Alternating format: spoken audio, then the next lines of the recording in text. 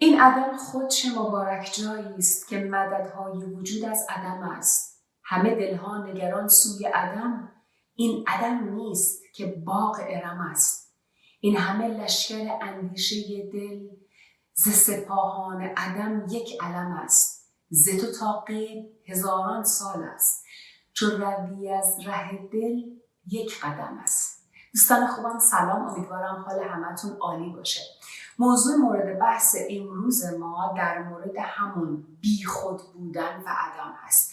تو برنامه‌های قبل گفتیم که بدن ما یک ماشین بیولوژیکیه که ما برای تجربه کردن زندگی زمینی بهش نیاز داریم و همه رنج‌های ما از همین بدنه که به وجود میان. خب چطوری؟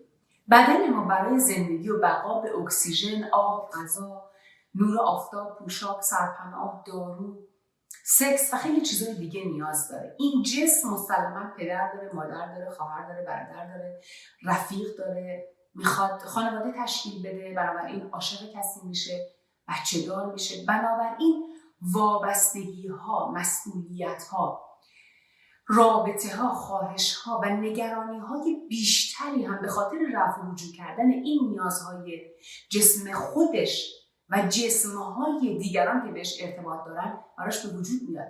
تصور بکنید که اگه این جسم نباشه، روح کاملا آزاده، چون از تمامی اون وابستگی ها، نیازها و نگرانی ها کنده میشه. متاسفانه ما بدن و نیازهای بدن رو فکر میکنیم واقعی و حقیقی هستند. افکار و جسم ما هویت اصلی ما نیستن. در واقع خودی وجود نداره، چون موقتی و میراث. در کار نبودن این خود توهمی و موذی خیلی موضوع مهمیه که نمیشه توی یه جلسه، 4 جلسه یا حتی 10 جلسه کامل در موردش توضیح داد. برای همین من سعی میکنم زمان بیشتری رو به این موضوع مهم که به نظر من اصلی ترین و مهمترین موضوع زندگی هر انسانیه اختصاص بدم تا درکش آسان تر بشه. شاید چند قسمت رو پشت هم در مورد این مطلب صحبت نکنم که خسته کننده نشه، ولی این یکی از موضوعات اصلی مورد بحث این برنامه خواهد بود.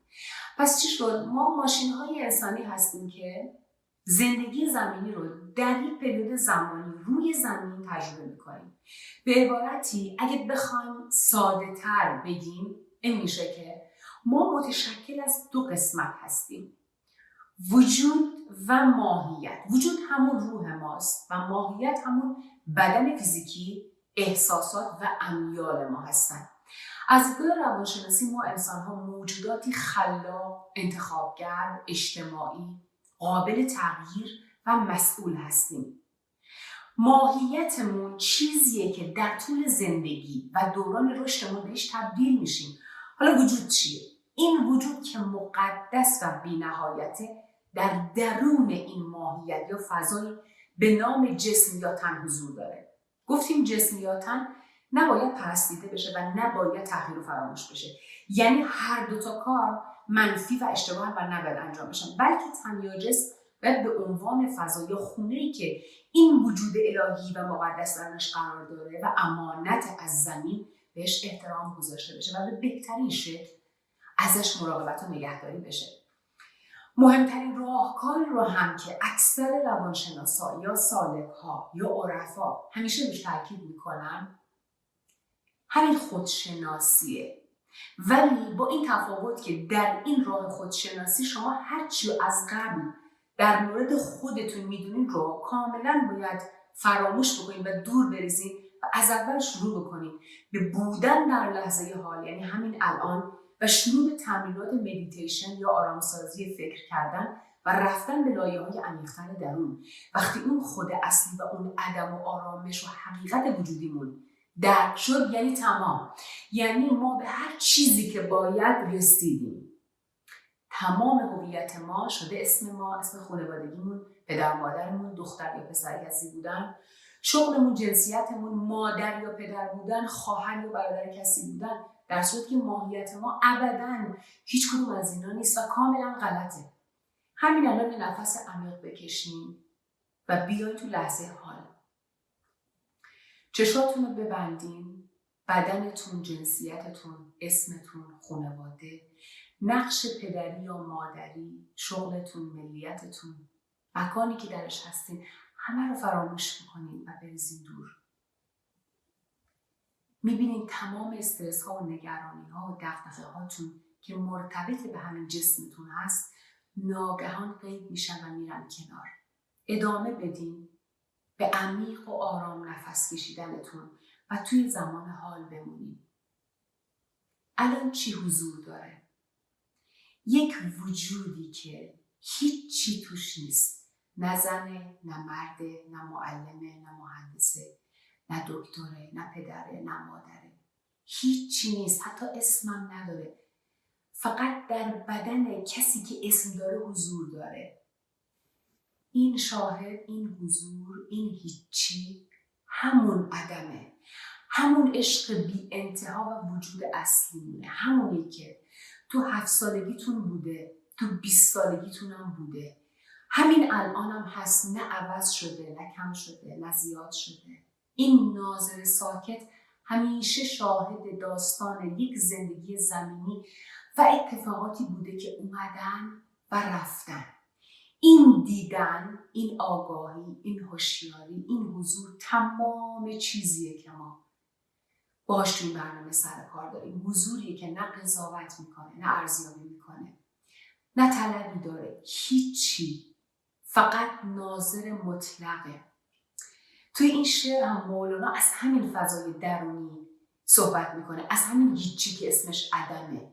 سکوت، عشق و رهایی مطلقه. مولانا اینجا میگه این عدم خود چه مبارک جایی است که مددهای وجود از عدم است. میگه این عدم عجب جای باشکوه و پر از عشقیه که اگه انسان بتونه درکش بکنه تمام درمانهای جسمش همه همینجاست.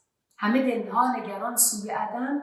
این عدم نیست که باغ ارم است. میگه تا مردم میخوان ترس ها و منهاشون رو کنار بذارن و توی همین سکوت و عدم درون وارد بشن و حضور داشته باشن، انگار میترسن، مضطرب میشن یا با این فضا احساس غریبی میکنن، احساس نیستی و پوچی میکنن و میترسن که بخوان بیشتر توی این عدم از سکوت توقف بکنن، ولی نمیدونن که دارن اشتباه میکنن و کاملا برعکسه.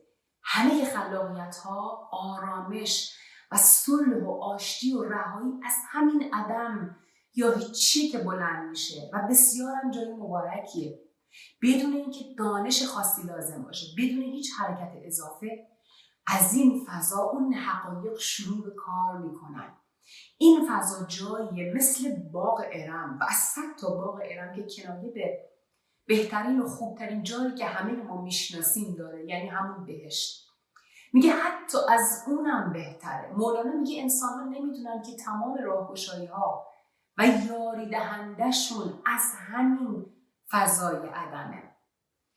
مولانا داره میگه تو اینو فقط باید بفهمی که شاهدی از درون نظاره‌گر بر یک داستان زمینی وجود داره، تجربه میکنه، ولی اندیشه یا ذهن ما یه بدله، یه دزده که هی میاد و چشهای این شاهدو یا این حقیقت رو میخواد بگیره و نمیذاره که این حقیقت نظاره‌گر این زندگی باشه، هی رد و انکارش میکنه که کار سختی هم هست. خلاص شدن از شر این اندیشه و افکار و احتیاج به تمرین و هوشیار بودن هر روزه و همیشگی داره. خیلی ها فقط دارن تو گذشتهشون زندگی میکنن. مثلا طرف میگه ای اون موقعی که پدر مادرم زنده بودن، اون موقع من فقط زندگی کردم، یا اون موقع که شرایط اقتصادی مثلا بهتر بود، اون موقع بود که من زندگی میکردم، اون موقع که مسئولیت‌های زندگی کمتری داشتم، اون موقع که جوان‌تر بودم، ال و بل بودم، اون موقع خوب بود و الان همه چی خراب شده، من هیچی ندارم.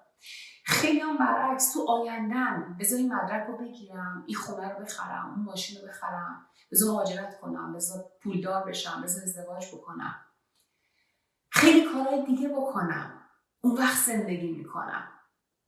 خیلی هم درگیر حوادث روزمره، نگرانی کارهای اداری و بانکی و سر ساعت جایی رسیدن و خیلی از این مسائل روزمره رو دارن و فکراشون داره اینا رو میکشه. تمام حرف ما همینه که اگر فقط این انرژی آگاه، قدرتمند و باشکوه توی وجودمون درک بشه و در زمان حال همیشه حضور داشته باشیم، به آرامش جان خواهیم رسید. همین دو تا فرمول اگه دائم یادتون باشه، یعنی به معنای واقعی هستی رو فهمیدیم و زندگی کردیم، وگرنه که هیچی، فقط این شانس زنده شدن الهی توی بدن انسانی رو از دست دادیم.